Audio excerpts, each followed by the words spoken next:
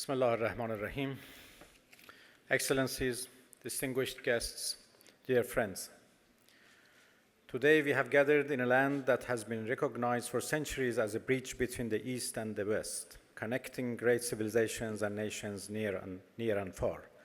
Oman, our gracious host, has long been not only an economic actor but also a symbol of interaction, dialogue, and constructive diplomacy in the Indian Ocean region.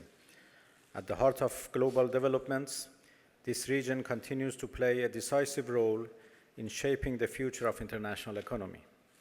Throughout history, the sea has been more of a gateway for civilizational connectivity than a geographical boundary. For thousands of years, the Indian Ocean has not only been a body of water, but a vital highway for trade, cultural exchange, and civilizational development.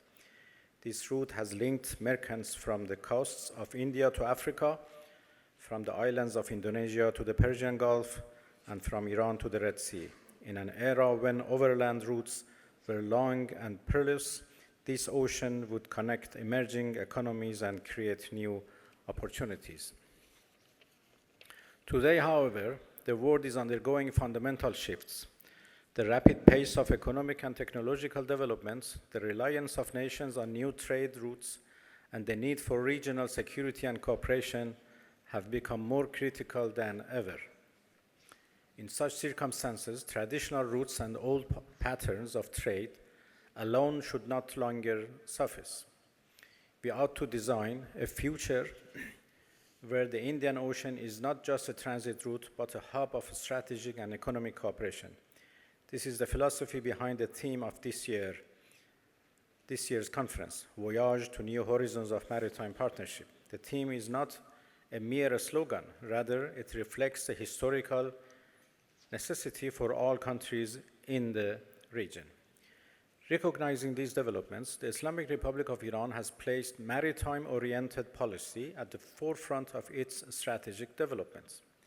A country with over 5,800 kilometers of coastline, 4,900 kilometers of which stretch across the south along this vast ocean, cannot remain indifferent to its future.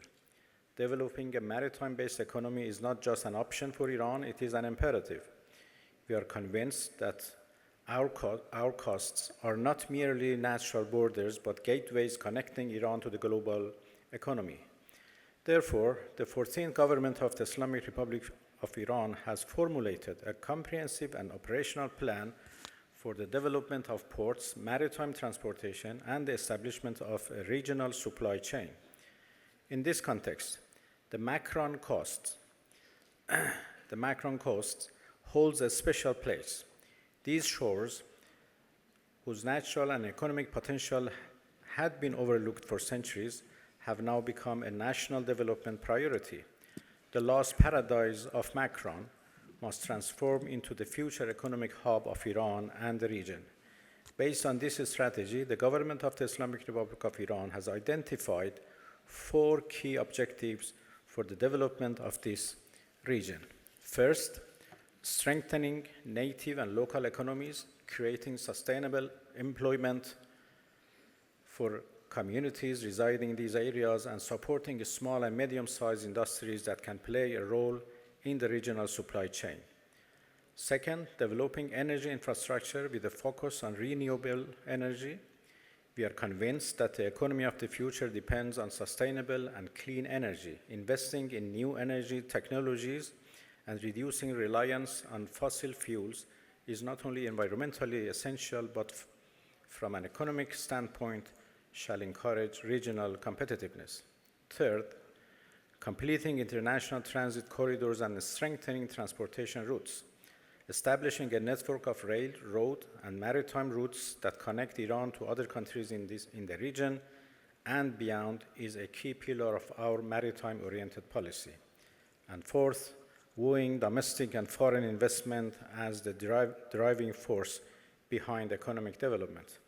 No economy can grow without sustainable investment, and we welcome all countries that wish to contribute to the development of this region. All that being said, none of these plans can be realized without lasting security. Maritime security is now more critical than ever for the global economy. Alongside its economic and trade roles, the Islamic Republic of Iran also bears the responsibility of ensuring maritime security.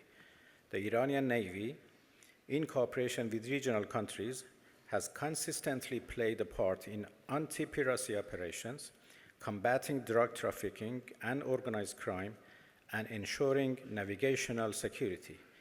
We believe that maritime security should not be used as a lever for pressure or influenced by extra-regional powers. Rather, it should be the outcome of cooperation among regional nations. At the same time, no country can single-handedly advance on its path to economic development. Regional cooperation is key to shared progress. Through its membership in the Indian Ocean Rim Association and the Indian Ocean Naval Symposium, Iran emphasizes its commitment to multilateralism and economic and security cooperation in the region. Yet and still, there remains a significant challenge. Certain extra-regional powers seek to exploit political, economic, and security gaps in the region, undermining natural cooperation among regional countries. We cannot allow the geopolitical rivalries of global powers to determine the future of this region. Decisions about the destiny of the Indian Ocean must be made by the countries of this region and shall serve the interest of their peoples. In conclusion, I'm pleased that the conference is held in our friendly and brotherly country, Oman, a nation that has always been a symbol of interaction, dialogue, and constructive diplomacy in the region. We believe that only through cooperation and mutual trust can we build a sustainable future for the peoples of this region.